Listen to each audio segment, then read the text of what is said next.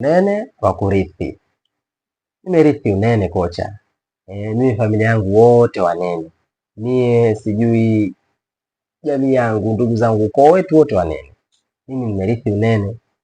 Nimeambiwa haya sana haya maneno. Ukweli wake upo vipi? Yes, bila shaka ukweli ni sahihi kwamba wewe umerithi unene.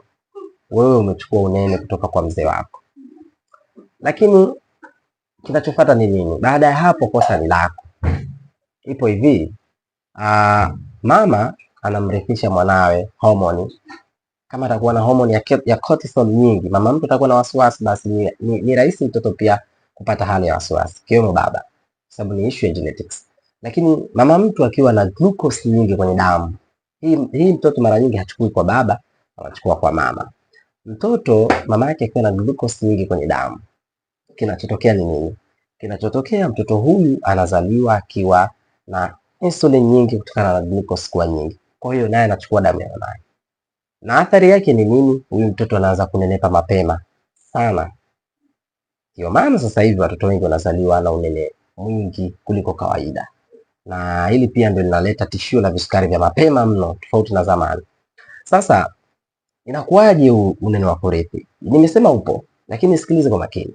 Shida si kurithi damu. Of course tayari huwezi kucontrol ambacho kimetokea kwa wazee.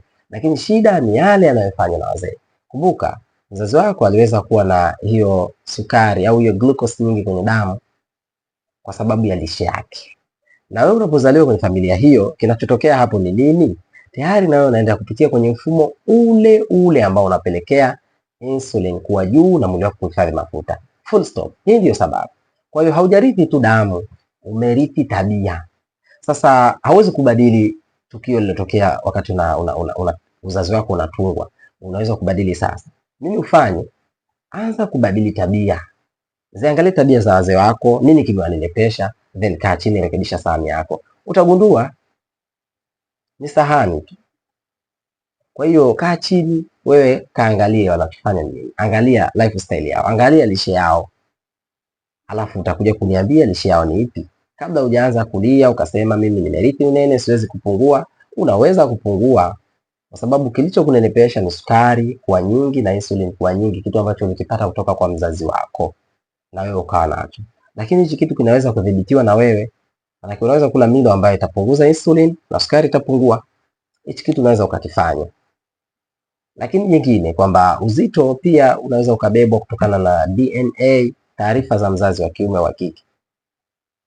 Sasa hii wala sio kesi kwa sababu DNA zinabadili taarifa kila baada ya muda. Kwa hiyo ukiingia kwenye mfumo mzuri, ukajenga sahani ambayo itausaidia mwili wako kuchoma mafuta zaidi kuliko kawaida, basi kitakachotokea utapungua vizuri na hata zile taarifa za DNA yako kwa mnene zitaendelea kubadiliwa kadiri muda unavyosogea, na wewe utaweza kustopisha tatizo la vitambi na unene kupitiliza katika familia yako. Litaishia kwako. Na wewe pia wakati huo unajijenga na watakaokuja baada yako watakuwa fit kabisa na utakuwa umewasaidia, kwa sababu watoto wanene wanapata shida ya kisaikolojia na wanapata shida ya kimwili. Ili lipo wazi.